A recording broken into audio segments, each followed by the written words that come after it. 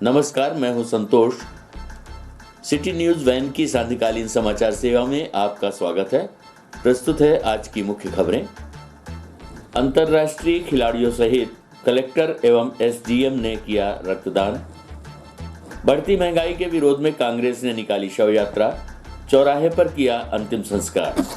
रीवा का लाल दंतेवाड़ा में हुआ शहीद। मुख्यमंत्री ने कहा, लक्ष्मीकांत की शहादत पर पूरे प्रदेश को गर्व है। खबरें अब विस्तार से। देश भर में तेजी से बढ़ रहे डीजल, पेट्रोल एवं एलपीजी के दामों का विरोध हर जगह दिखाई दे रहा है। आज रीवा में भी कांग्रेस द्वारा बढ़ती महंगाई के विरोध में भाजपा की केंद्र व प्रदेश सरकार की शव यात्रा निकाली गई तथा कमिश्नर कार्यालय पहुंचकर राष्ट्रपति के नाम कमिश्नर रीवा को ज्ञापन सौंपा गया। चुनावों को लेकर कांग्रेस पार्टी अब मुखर होती दिखाई दे रही है, जिसको लेकर बढ़ती महंगाई को अपना मुद्दा बनाते हुए आए दिन विरोध प्रदर्शन किया जा रहा है। तेजी से बढ़ती महंगाई को लेकर आज रीवा कांग्रेस कमेटी के कार्यकर्ताओं ने केंद्र सरकार व प्रदेश सरकार की शव यात्रा निकाली। महंगाई को कम किए जाने की मांग सहित रतहरा से चोरहाटा तक की सड़क को जल्दी बनाए जाने को लेकर कमिश्नर कार्यालय पहुंचे तथा राष्ट्रपति के नाम कमिश्नर को ज्ञापन सौंपा। साथ ही शिल्पी प्लाजा चौराहे में शव का अंतिम संस्कार किया गया। इस संबंध में शहर जिला उपाध्यक्ष कांग्रेस कमेटी के दीपक सिंह से जानकारी के कुछ अंश।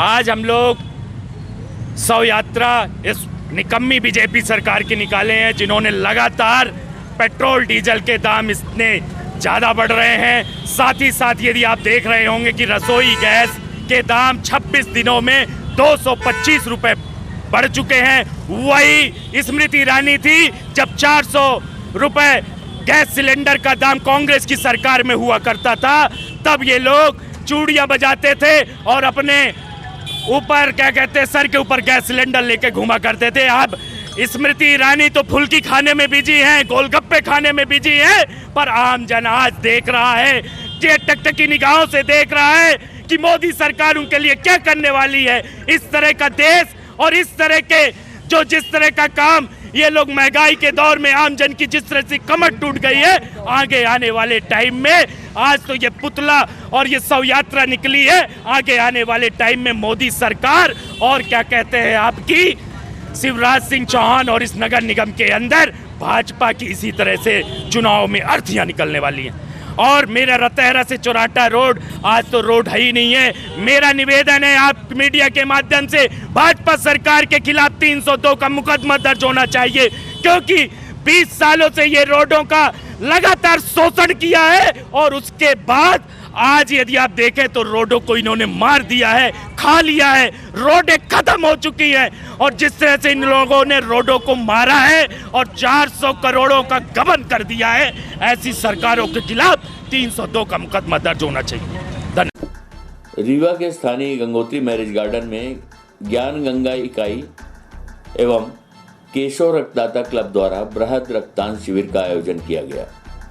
इस रक्तदान शिविर में अंतर्राष्ट्रीय क्रिकेट खिलाड़ी श्री ईश्वर पांडे, भारतीय कबड्डी टीम की कप्तान रही दर्शना वाकड़े, रीवा कलेक्टर डॉक्टर इलैया राजट्टी एवं संयुक्त कलेक्टर सहित काफ़ी संख्या में छात्र छात्राएं रक्तदान करने पहुंचे।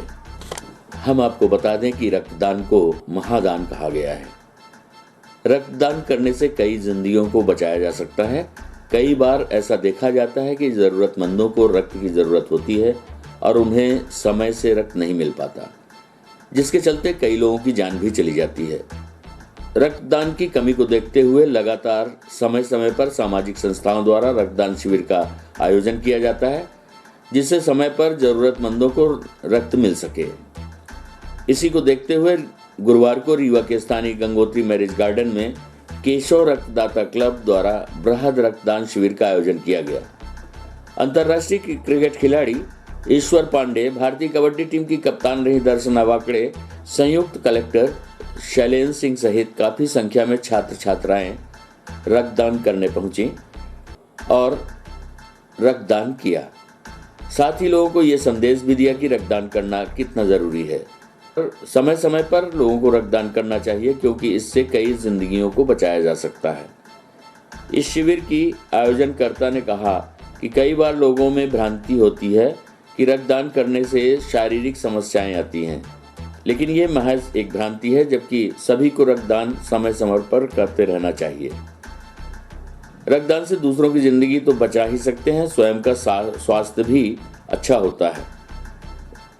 उन्होंने कहा कि रक्तदान से बड़ा कोई दान नहीं होता, ये मानव से ही संभव है और किया गया रक्तदान किसी न किसी जिंदगी को बचाता है और मानव जीवन बचाने से बड़ा कोई पुण्य का काम नहीं होता। इस अवसर पर ज्योत्सा सिंह संचालिका केशव रक्तदाता क्लब, ईश्वर पांडे अंतर्राष्ट्रीय क्रिकेट खिलाड़ी, दर्शना वाकड़े अंतर्राष्ट्रीय कबड्डी खिलाड़ी और पूर्व कप्तान, साथ ही शैलेंद्र सिंह संयुक्त कलेक्टर और doctor Ilaiya Raja T collector Rewa उपस्थित रहे। ये बहुत ही अच्छा शिविर है रक्तदान, और हम सभी युवाओं को रक्तदान करना जो बहुत ज़रूरी है, क्योंकि हो सकता है इससे किसी की जान बच सकती है। तो मैं चाहता हूं कि सभी जो 18 साल से लेके 60 साल तक के हैं, सभी जो स्वस्थ हैं रक्तदान करें और लोगों का जीवन बचा सकते हैं। जी, मैं ब्लड डोनेशन पहले भी 1-2 बार किया है और अच्छा होता ही है। ख़ासतौर पे जो ज़रूरतमंद लोग होते हैं उनके लिए ब्लड की क्या नीड है तो वही व्यक्ति जान सकता है, और इसीलिए हम लोगों ने हमारे यहाँ गुड़ के बहुत सारे लोगों को मोटिवेट करके हम लोगों की संख्या है कि केवल गुड़ सब डिवीज़न यहाँ होने वाली टोटल यूनिट में से आधे से ज़्यादा गुड़ का पार्टिसिपेशन रहे। आज रक्तदान शिविर का आयोजन किया गया है। हम लोग साल भर में दरअसल पितृपक्ष में रक्तदान करते हैं। सब लोग तरह तरह के दान करते हैं, कोई अन्न दान करता है, कोई वस्त्र दान करता है, कोई धन दान करता है। तो ये हम लोग ने एक नया दान शुरू किया 2012 से कि अपने पितरों की उसमें स्मृति में पितृपक्ष में रक्तदान करें। तो पिछले 2012 से इस तरह कैंप हम लोग ने शुरू किए और हर साल एक बड़ा कैंप शुरू करते हैं, और बीच बीच में जिनको ज़रूरत होती है वो हमारे डोनर्स उनको हॉस्पिटल में जाके डोनेट करते हैं। ज्ञान गंगा अभियान चल रही है, डॉक्टर ज्योति सिंह और सभी सामाजिक संगठन के सभी लोग मिल करके आज ब्लड डोनेशन का कैंपेन आयोजित किया है। हमारी ज़िले में 2 ब्लड बैंक हैं, संजय गांधी में है, हमारे डिस्ट्रिक्ट हॉस्पिटल में है। सो कहीं ना कहीं ब्लड्स की कमियाँ ना रहती है। सो बहुत सारे बार शिकायतें आती है कि ब्लड नहीं मिल रही है, फिर उनके रिलेटिव से ना ब्लड को पूछा जा रहा है, सो फिर ये परेशानी होती है। सो ये एक आज ब्लड डोनेशन के ना कैंपेन है, बिल्कुल उनको मैं बधाई देता हूँ सारे लोग ऑर्गेनाइजर्स का, उन्होंने बहुत अच्छा कैंप ऑर्गेनाइज किया है। मैं अपील भी करता हूँ सभी नागरिकों से ब्लड डोनेशन करना, मतलब सोसाइटी के लिए तो डेफिनेटली ना मदद है ना मिल ही रही है, बट उसके साथ साथ आपका है ना खुद के ना ब्लड भी है ना रिफ्रेश होता है, मतलब ना आप है ना स्वयं रिफ्रेश फील करते हैं। रीवा में आज फिर चला अतिक्रमणकारियों पर प्रशासन का बुलडोजर। रानी तालाब के पास नारायण चक्की के पास की गई कार्यवाही। हम आपको बता दें कि मुख्यमंत्री के द्वारा चलाए जा रहे अतिक्रमण हटाओ अभियान के तहत आज रानी तालाब स्थित नारायण चक्की के पास अतिक्रमणकारियों पर फिर प्रशासन का बुलडोजर चला। मीडिया को जानकारी देते हुए नायब तहसीलदार यतीश शुक्ला ने बताया कि शिकायतकर्ता अतुल गुप्ता द्वारा 181 में शिकायत की गई थी कि नारायण चक्की के पास हमारे जमीन और कुछ सरकारी जमीन पर लोगों ने अतिक्रमण कर लिया है। आज पूरा अतिक्रमण अमला नारायण चक्की पहुंचा और अतिक्रमण को हटा दिया। हालांकि इस दौरान विवाद की स्थिति निर्मित नहीं देखने को मिली और शांतिपूर्ण ढंग से अतिक्रमण मुक्त कराया गया। आपको बता दें कि मुख्यमंत्री के आदेश पर मध्य प्रदेश में अतिक्रमण हटाओ अभियान चलाया जा रहा है, जिसको देखते हुए ये कार्यवाही की गई। प्रस्तुत है कार्यवाही की एक झलकी सहित नायब तहसीलदार यतीश शुक्ला से जानकारी के कुछ अंश। ये मेरी प्रॉपर्टी है। रहमान खान मुन्ना के द्वारा यहाँ पे अवैध कब्जा किया हुआ है। कई साल 1-2 साल से अपन इनको बोल रहे हटाने के लिए, लेकिन नहीं हटा रहे। आज प्रशासन द्वारा कार्रवाई की जा रही है इस पर। कब से कब्जा किया गया? फिर भी कम से कम 1.5 से 2 साल तो हो ही गए होंगे मेरे ख्याल से। कहाँ पर ये अतिक्रमण हटाया जा रहा है? ये वार्ड 39 नारायण चक्की के बगल पे। क्या नाम है आपका? अतुल गुप्ता। ये वार्ड नंबर 39 में किरण गुप्ता की निजी पट्टे की भूमि है। यहाँ पर सीएम हेल्पलाइन में शिकायत की गई थी। इनमें एक ये खान फैमिली है, उनके द्वारा यहाँ पर कब्जा कर लिया गया था। पहले धीरे धीरे करके बनाया जा रहा है, जैसे दिखा दे रहा, धीरे धीरे करके उन्होंने जो बिजली का खंभा है उसको भी और नाली पर भी कब्जा कर लिया है। और पिछले 1 साल से इनकी सीएम हेल्पलाइन इनके द्वारा गुप्ता फैमिली के द्वारा की गई थी, किरण गुप्ता के द्वारा। आज उसी के तहत में कार्रवाई करते हुए नगर निगम का उड़न दस्ता दल और थाना प्रभारी सिटी कोतवाली और जिला प्रशासन की तरफ से ये कार्रवाई करके अतिक्रमण हटाया जा रहा है। कहाँ पर ये कार्रवाई की गई? ये वार्ड क्रमांक 39 है, नारायण चक्की का एरिया कहलाता है, नारायण चक्की के पास है ये। इसी रीवा का लाल दंतेवाड़ा में शहीद।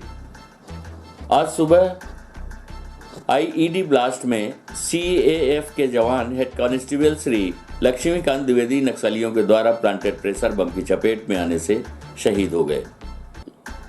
श्री द्विवेदी 22वीं बटालियन दंतेवाड़ा में पदस्थ हैं। उनकी शहादत की खबर से सुहागी थाना क्षेत्र के उनके ग्राम बरछा ककराहा में मातम छा गया। हम आपको बता दें कि शहीद जवान इंद्रावती नदी पर चल रहे पुल के निर्माण कार्य की सुरक्षा में था, जहां एक आम के पेड़ के नीचे आईडी बम प्लांट किया गया था। खाना खाने के बाद जवान उसी पेड़ के नीचे बैठा हुआ था जहां प्रेशर बम ब्लास्ट हुआ।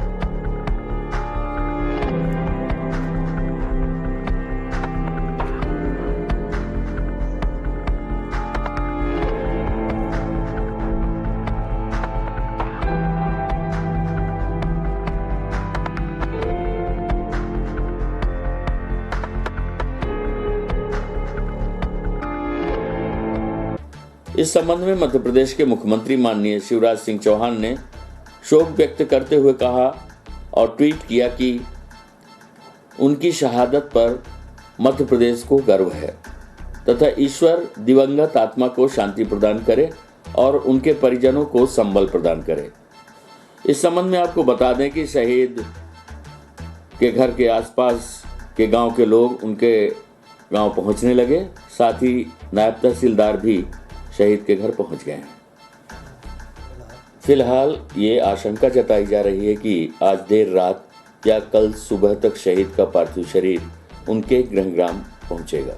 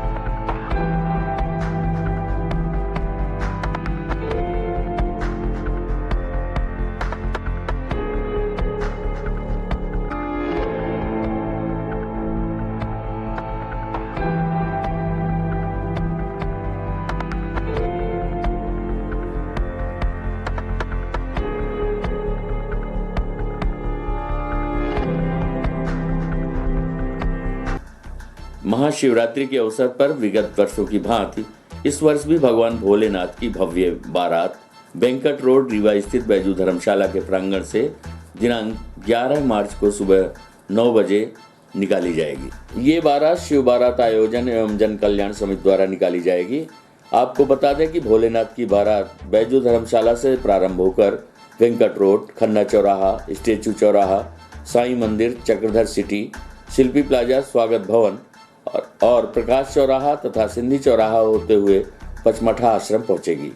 आपको बता दें कि शिव बारात का आयोजन समिति द्वारा विगत 12 वर्षों से लगातार किया जा रहा है, जिसमें आज स्थानीय खंडा चौराहा स्थित रीवा मार्केट में समिति द्वारा पत्रकार वार्ता कर बताया गया कि महाशिवरात्रि के दिन झांकी में उज्जैन के महाकाल की झलकी भी नजर आएगी। प्रस्तुत है पत्रकार वार्ता के कुछ अंश। देवों के देव महादेव की आज बारात और भंडारे की तैयारी के संबंध में हम लोग आज बैठे हैं पूरी कमेटी के साथ। हर वर्ष की बात इस साल भी उत्सव को महाउत्सव बनाने के लिए हम सब लोग जुटे हुए हैं। रूट भी मालूम है, जगह भी मालूम है और सब मालूम है कि कार्यक्रम कहां से कहां तक जाना है हमको और क्या क्या कार्यक्रम होते हैं। इस बार भी कोरोना काल होते हुए भी हम लोग ने उससे बड़ी तैयारी कर रखी है। हमारे रीवा के वासियों से एक निवेदन है कि यह कार्यक्रम में बढ़ चढ़कर